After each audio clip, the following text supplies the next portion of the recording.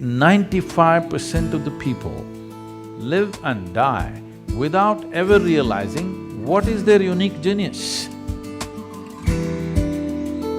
People don't know what to do because we have not handled the most fundamental. You must just tweak your competence. Wherever you are, you will know how to do. You will function to the best of your intelligence and capability.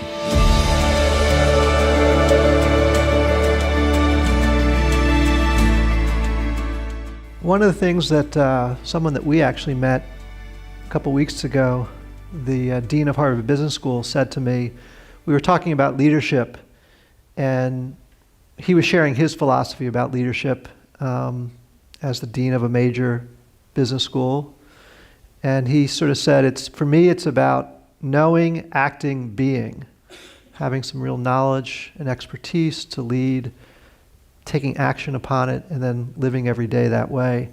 And one of the things that I think has been the most amazing about Sadhguru's journey is the actions that he has taken. You saw some of the programs up there, but maybe you can describe some of the things that you have going on in the world, because it's not just about coming and talking and meeting and philosophizing, it's actually about taking action. So maybe you can tell us some of the things that you have going on around the world and how you get them resourced.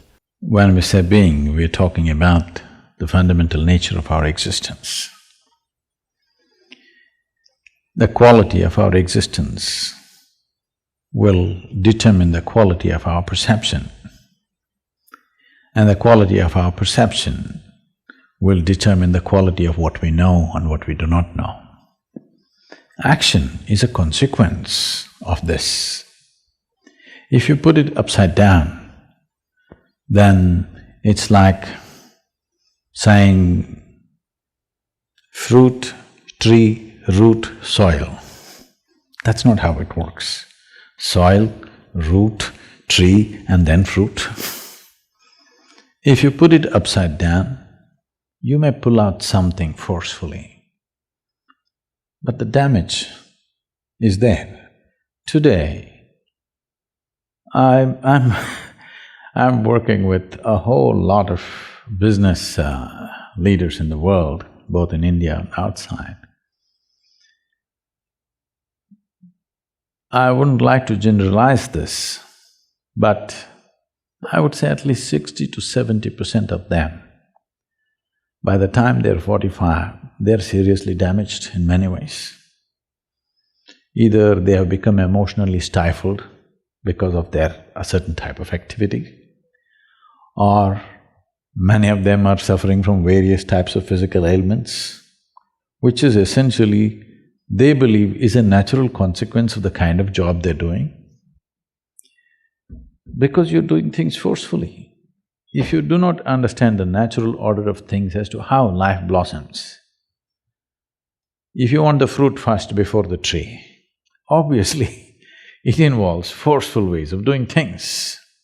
When you do forceful ways of doing things, one thing may be achieved, but the rest is damaged. Most affluent societies in the world, everywhere, not just here, are going through this. They have become affluent, but the fundamental idea of seeking affluence, either in individual life or in a society or in a nation, is because it will give us a choice fundamentally of nourishment and lifestyles.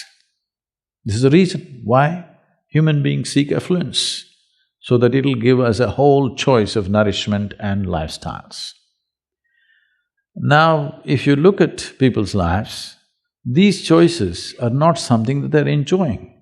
These choices are just freaking them out. People don't know what to eat, people don't know what to do, because we have not handled the most fundamental. We want to be on the racetrack, but we don't want to build a machine for it, we just want to win. Nobody wins a race because they desire it. Who doesn't desire victory? Everybody does. But only competence wins in the end. So whether it's in a school or in a college or in a professional atmosphere, Instead of tweaking our competence, we are tweaking our desire, which we call as ambition or goal-orientedness or whatever. You're tweaking your desire without tweaking your competence, or you may be tweaking your competence, but it's coming behind the desire. No, you must just tweak your competence. What you can do may be beyond your desire, or it may be a little less than that, we don't know. But without tweaking your competence, you're trying to tweak your desire, which causes an unnecessary sense of stress when you do well. Look at the pain of that. You're suffering your well-being. This cannot be excused because our well-being is coming at a great loss and pain to every other creature on the planet, and we are suffering it simply because we are putting the cart before the horse. So, you cannot do being in the end, doing, knowing and being, no.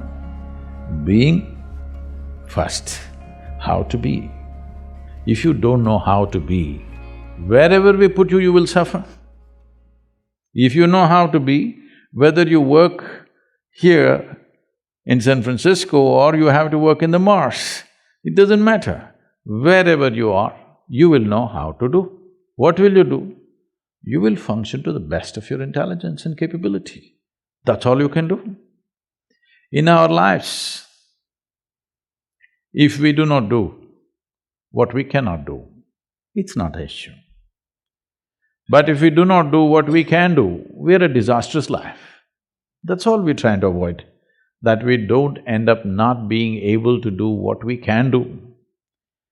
But once you create this unnecessary, completely avoidable stress that your desire is bigger than your competence, without tweaking the competence, instead of focusing everything and tweaking the competence, we are tweaking the desire. Now you're creating a situation where there is stress. Stress means you're moving towards incompetence, not towards competence.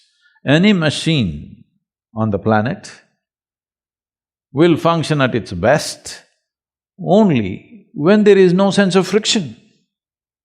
The least amount of friction means that machine is the most efficient machine. Why is that not true for human mechanism? If this functions with least amount of friction, this will function at its best. Will I be as good as you? Maybe not. But I will be at my peak, and that's all. And every human being has come with a certain genius. But I would say, because of the type of schooling that we have taken to in across the world, not in any one place, and the way we are approaching life, I would say 95% of the people live and die without ever realizing what is their unique genius. Only 2 to 5% of the people realize the genius of what they are capable of. Rest will all do something that somebody else is doing, they want to do that. They want to do that better than them. That is their idea of well-being. Because of this, a tremendous amount of human genius is simply lost. And that is the biggest crime on the planet, that human genius is stifled because everybody is trying to be in one basket and be on top of everybody else. This is a very rudimentary way of functioning in the world. Unfortunately, that's become the way everywhere. We're trying to do something, but that's in small scale. The large-scale schooling and education and professional seekings are all in this way. We all wanted to get into one basket and be on top of the pile. It's a cruel way to live. If you get there also, you will suffer. If you don't get there also, you will suffer.